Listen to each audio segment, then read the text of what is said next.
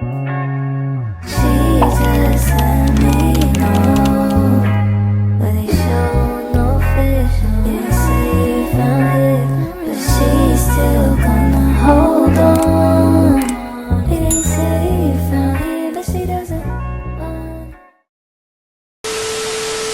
y'all, welcome back. It's your girl Chrissy Adora, and before we dive into Okinawa and all the warmth, the color, and the island soul, let me take you back for just a second. My last day in Tokyo left me spiritually uplifted in a way I didn't expect. I visited a Christian church tucked in the heart of the city, and y'all, worshiping in Japan felt different. It reminded me that healing doesn't stop just because you're on a trip. That moment gave me so much peace, guys. I also dropped a few Tokyo survival tips for my fellow first-timers, or rather you've been in Japan and you just want to see what I'm talking about. Go check out that video first. Now, let's get back to the regular scheduled program.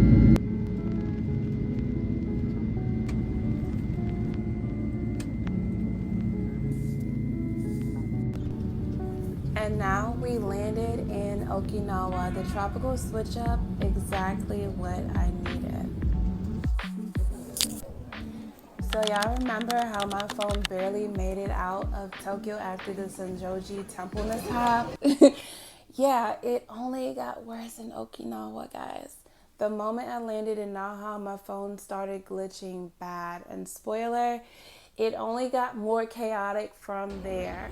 But first, we stepped off the plane and left the cold Tokyo air behind. And Okinawa greeted me with sunshine, palm trees, and the sweet, breezy island energy. People call it the Hawaii of Japan, but honestly, that doesn't sit right with me because Hawaii is beautiful in its own right, okay? And so is Okinawa. Let them shine individually. Okinawa actually consists of 160 islands, guys, with about 11 major cities on Okinawa Island itself. And the very first place for cherry blossoms. Each offers something different, from the historical richness of Naha to the stunning beaches of Nago to the rugged cliffs of Cape Manzamo. For this trip, I chose to stay in Naha, the capital city, because of the convenience for my next adventures and also too the variety of things to do nearby. The vibe here when I went in the winter during the off season, it was chill. Like it was like in the 60s, upper 60s, breezy and full of life and not overwhelming. The weather reminded me so much of back home with the rain. 1 minute is raining, the next minute is bright and sunshiny again. Definitely keep an umbrella handy because it will switch up on you quick. That part made me nostalgic, like I was overdue for another trip back home. After grabbing my bag, I hopped into my Uber and my driver pulled up wearing a Karayushi shirt. It's a shirt that's made in Okinawa and is not to be mistaken with the Hawaii version of Aloha shirt. It is totally different. And also it was definitely different from the suited up drivers in Tokyo. And now the vibe was relaxed and warm and I was feeling it. Finding a hotel capsule though, that was a bit of an adventure. It was tucked off in a quiet street, but when we got there, guys, I was finally excited to finally experience what I didn't get to in Tokyo. I will be doing a full capsule versus regular hotel comparison in a separate video, so stay tuned. So I got settled, but now it's late, so I'm debating Konbini run or McDonald's. So for my child, I ended up at McDonald's, guys.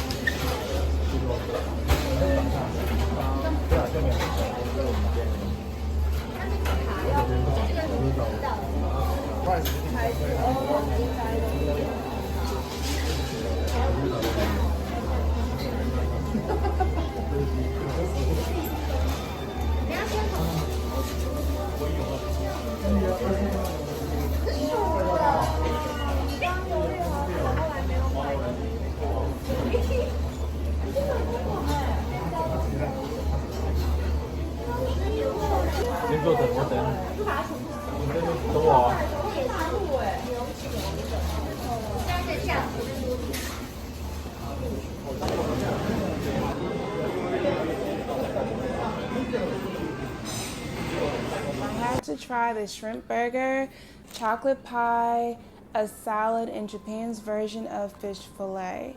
Now the shrimp burger, chef's kiss, 10 out of 10. McDonald's in USA, you need to add this to you guys' menu immediately, okay? You would get all my business if the chocolate pie for me was an 8 out of 10. Surprisingly, it was rich, crispy, and good. The fish fillet, it surprised me. It ended up being a 3.5 out of 10 for me because honestly, no, it just didn't taste good to me and I had to move along. I do not hate many things, but paper straws, I hate those. So, trying the melon Fanta, it's like a 7.5 out of 10 for me. I get it, but paper straws suck. They get soggy too quick. You hear that? On to the cool white grape. I wanted to like it, but 5 out of 10. I guess this is where me talking bad about the soda backfired. Let's get a replay.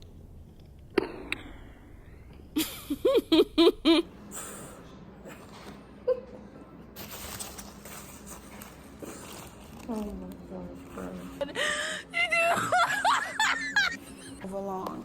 The salad, it was a salad, so I'd rate that a 5 out of 10. And then the fries, those were so good. The streets were more active than I expected. Downtown Naha was popping. They had street performers, musicians, and rappers, and a flash for their shows and CDs. And I even saw someone dressed in the sumo wrestler costume play fighting with people, and it was chaotic in like the best way possible. Now here's where stuff started shifting again because there was a Michelin star restaurant I really wanted to try in Okinawa, but they were closed on the exact days I was there. Off-season scheduling. Gutted wasn't even the word of how I felt, guys. It was like, back at the Capsule Hotel, I settled in, no shoes inside, quiet halls, and you guys know I'm sucker for a place that is super clean. It was peaceful and just what I needed to reset.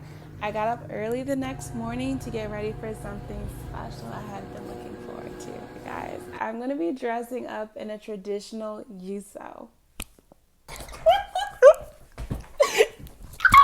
I'm excited, guys.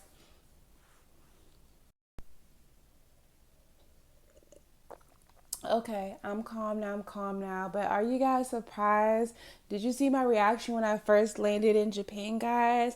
Like, I've been wanting to go here forever. I already told you guys I was gonna move here for 5 years. Actually, like, I just admire their culture a lot. Since I missed the kimono rickshaw experience in Tokyo, I was super excited for this experience. Did you know that Okinawa has its own language? Uchinaguchi. It's older than Japanese and still used by locals, though it takes years to fully understand or speak fluently. But I love that and how they have preserved their heritage. I booked my studio experience through the Klook app at the Ryūsō studio in Churabinjin in Naha City. Getting there though, all I can say is whew.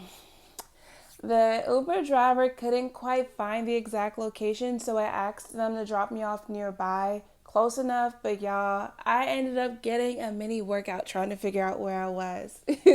The shop was so easy to miss, it was tucked away like a little secret.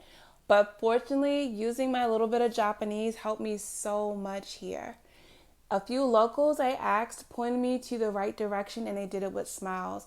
But the most helpful one was this kawaii elderly lady who just ended up leaving her shop for a moment and she walked me to the specific location. She was so kawaii and all I can say to her is arigatou gozaimasu because that type of hospitality, she didn't have to help me and she chose to do that. And that's what I tell you guys, learning Japanese, even if it's not a lot, will help you in a lot of situations. This is how pre-planning pays off. So when you go somewhere, try to learn the language. And this is how it helped me not miss my booking. Around this studio, you'll find peaceful streets, cozy cafes, little souvenir shops, and quiet parks. It's tucked away to feel authentic enough, but close enough to major points like Kokusai Street, Naha's main shopping and food hub. I was still exhausted and jet lagged from super stacking my days in Tokyo because of my bookings getting messed up. And honestly, I chose not to cram my days here. I did a little bit here and there, but I just vibed with Okinawa's slower rhythm. The women at the studio were so sweet. They got me dressed and told me I looked kawaii and sent me out into the city shining right after my mini photo shoot. Made sure to wear it respectfully and not cosplay, guys, just cultural appreciation. My first solo mission, just to go out and about in the city. And while out and about in my Ryūsō, I got a lot of compliments. A lot of people were telling me how kawaii I looked. I even had couples and males and stuff telling me how kawaii I was. And that was pretty cool. But the coolest thing I passed by was a giant shisha with its mouth wide open.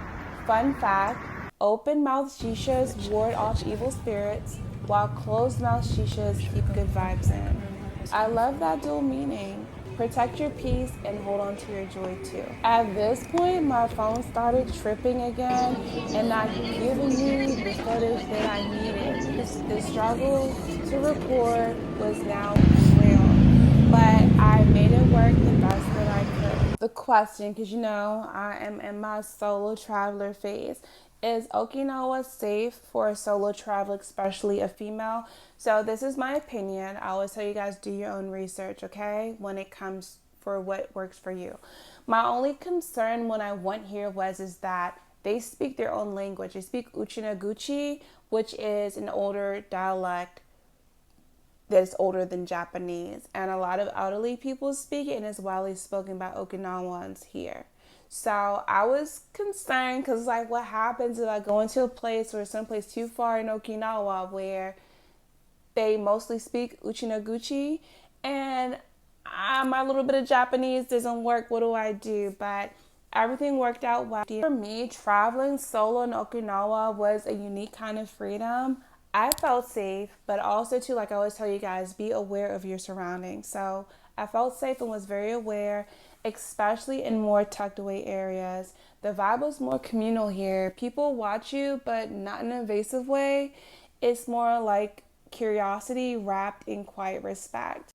One thing I loved the most was how much Okinawa's heritage is still very much alive. From hearing fragments of Uchinaguchi spoken on the street to seeing traditional foods like goya champuro, a stir fry with bitter melon, Okinawa soba, as well as modern dishes like taco rice. Yes, taco rice or taco raisu. It felt like I was in a different world completely, but I loved it. And those sea grapes, crunchy, salty, and it was just, you have to try them at least once. Now, in January, they are around, but they are more popular during the later months like May, August. So definitely try the Okinawa wild sea grapes while you are there. Even in the winter, people hit up the beach. The water was cooler than I expected, but it wasn't too bad, but still swimmable. But something about dipping your toes in the ocean in mid-January feels rebellious, but in the best way, I promise. Getting around in Okinawa is definitely easier by car or Uber, especially if you're staying off the main strip. Public transportation does exist, but it is limited compared to Tokyo.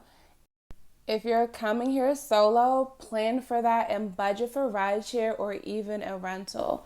But the roads are chill and navigation honestly was surprisingly not stressful. Okinawa was the chill vibe that I needed and it owes me nothing. Now, if you are planning to come here, try to give yourself more than 2 to 4 days to stay because it's not enough time at all. You're gonna be like, oh my gosh, so don't do it. Okinawa is definitely a place to travel. If you're looking to do off season, just be prepared for things to be closed. Despite my phone glitching and acting up on me, Okinawa was needed to reset from my busy time in Tokyo.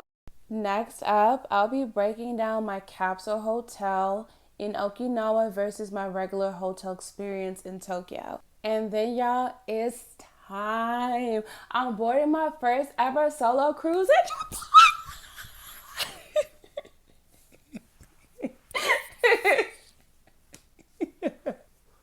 Solo cruise in Japan. Solo cruise in Japan. Solo cruise in Japan. Call me Miss Do Too Much and it's okay. Solo cruise in Japan. Solo cruise. Oh, I'm so excited. I cannot wait for you guys to come along with me. And again, too, I'm coming to a place where I've had things I like and I'm okay with being called saying I do too much. I'm just gonna be Miss Do Too Much. I work hard. I should be able to enjoy life, right? Yeah, I think so. So solo cruise in Japan. Solo cruise. If this video resonated with you, drop a comment and let me know what part of Okinawa surprised you the most or what you'd love to explore if you went. Don't forget to like, comment, and subscribe. And subscribe for more soulful adventure, healing, and purpose-led adventure. And now, before I end this video, I'm going to do the thing that I always do with you guys. Just because you're going through a difficult situation doesn't mean that you lay there and you stay there. Feel your human emotions, come up with a solution, and then you get it. I'm rooting for you to win. You can do this. Chrissy Adora out. This shit too decent. Scale of 1 to 10, she a 10 piece. Usually I'm the one with the groovies. Shorty so bad.